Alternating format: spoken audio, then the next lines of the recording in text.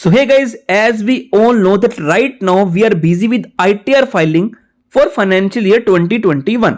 एक सिंपल से क्वेश्चन का आंसर दो। आपके एम्प्लॉयर ने आपकी सैलरी से टीडीएस डिडक्ट कर लिया। अब उस टीडीएस को एम्प्लॉयर ने गवर्नमेंट के अकाउंट में जमा नहीं करवाया। होगा क्या? जमा नहीं करवाया तो आपको फॉर्म 26AS में टीडीएस दिखेगा नहीं, तो आप उसका रिफंड भी क्लेम नहीं कर पाओगे और ना अपनी लायबिलिटी जो आपका टैक्स पेबल बनेगा उसको एडजस्ट कर सकते हो उसके साथ, क्योंकि 26AS में दिख नहीं रहा तो एडजस्ट भी नहीं कर पाओगे। क्योंकि अगर आप ऐसा करोगे तो जो डिपार्टमेंट है, असेसिंग ऑफिसर है, वो आपको नोटिस भेजेगा और आपसे रिकवरी करेगा, क्योंकि ये तो दिख ही नहीं रहा। तो आज की वीडियो, आज का केस आपको हेल्प करेगा एम्प्लॉय को। अगर ऐसा हो जाता है तो आपको एम्प्लॉय को हेल्प करेगा कैसे उसका बेनिफिट लेना है। तो अगर आप चैनल पे नए हैं तो चैनल को सब्सक्राइब कर लो, बेल बटन को प्रेस कर लो ताकि आपको सारी रेलेवेंट अपडेट्स मिलती रहें। वीडियो बहुत रेलेवेंट रहने वाली है, शेयर करना जरूर और कमेंट करके अपना फीडबैक जरूर देना। और हमने लास्ट वीडियो में डिस्कस किया था, अगर आपकी डोमेस्टिक इनकम है या फॉरेन इनकम है, उसके ऊपर टैक्स पेमेंट पर एक इंपॉर्टेंट न्यू प्रेस रिलीज आई है। अगर आपने वो वीडियो नहीं देखी है, वीडियो लग जाएगी आई बटन पर, आप जाकर देख सकते हो। अभी हम बात करते हैं the honourable Gujarat high court. Case आपके सामने है, Kartik versus deputy commissioner of income tax. इसमें गुजरात हाई कोर्ट ने क्या बोला? गुजरात हाई कोर्ट ने बोला, डायरेक्ट किया इनकम टैक्स डिपार्टमेंट को टू आप अलाउ करो TDS credit to the assessee even if the same is not deposited by the employer. हमने आपको बताया एम्प्लॉयर ने टीडीएस डिडक्ट किया बट सेंट्रल गवर्नमेंट के अकाउंट में जमा ही नहीं करवाया, तो डिपार्टमेंट क्या करता है? उन्हें क्रेडिट अलाउ नहीं करता। तो गुजरात हाई कोर्ट ने बोला कि आप एम्प्लॉयर को उन्हें क्रेडिट देना ही पड़ेगा टीडीएस का, और डिपार्टमेंट उनसे रिकवरी नहीं कर सकता। बट फैक्ट्स क्या है? फैक्ट्स पता होने चाहिए तभी आप फाइट करोगे। फैक्ट्स क्या है? कार्तिक आपके सामने है। Mister Kartik is a pilot with Kingfisher airlines. उनका टीडीएस कटा था सैलरी इनकम से कितने रुपए? 7,20,000 for the assessment year 9-10 and INR इतने फॉर द असेसमेंट ईयर 11-12, मतलब 7 लाख और 8 लाख, 15 लाख तो यही हो रहा है।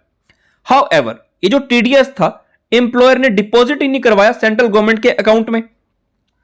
उससे होता क्या है? जो टीडीएस क्रेडिट पेटिशनर ने क्लेम किया था वो असेसिंग ऑफिसर ने डिनाई कर दिया कि आपके 26AS में तो दिख नहीं रहा।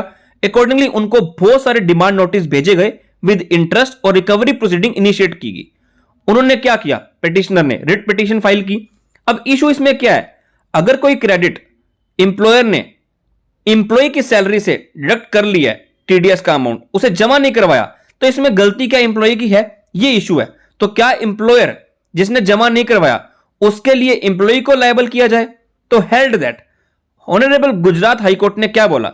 उन्होंने अपने एक प्रीवियस केस को बेनिफिट लिया, मतलब relied on its own decision in case of divorce, जो एक पहला केस उन्होंने हैंडल किया था जहां पर सेम केस था, सेम फैक्ट्स थे।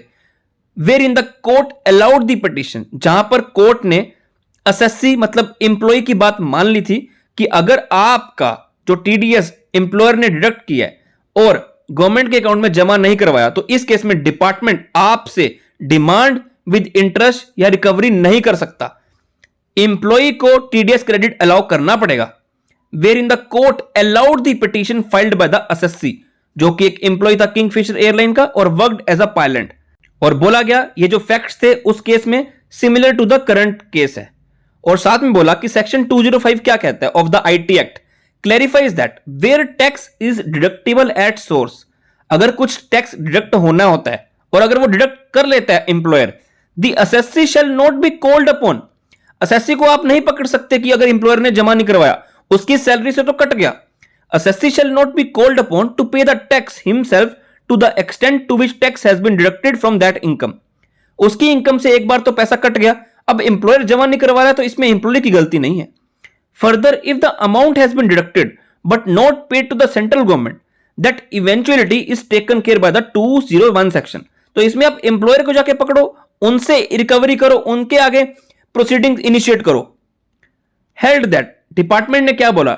डायरेक्टेड द रिस्पोंडेंट, मतलब जो कोर्ट है वो बोल रही है रिस्पोंडेंट को, डिपार्टमेंट को डायरेक्ट कर रही है कि आप अलाउ करो to credit the tax to the petitioner, उनको क्रेडिट अलाउ करो। And in case of any recovery और एडजस्टमेंट, अगर कुछ रिफंड बनता है तो उस इंप्लॉय को, पेटिशनर को, जिन्होंने पिटीशन फाइल की है डिपार्टमेंट के अगेंस्ट, उनको रिफंड दो इसका साथ में with interest with in 8 weeks.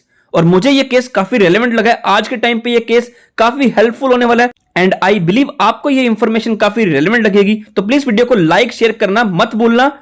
Till then good bye.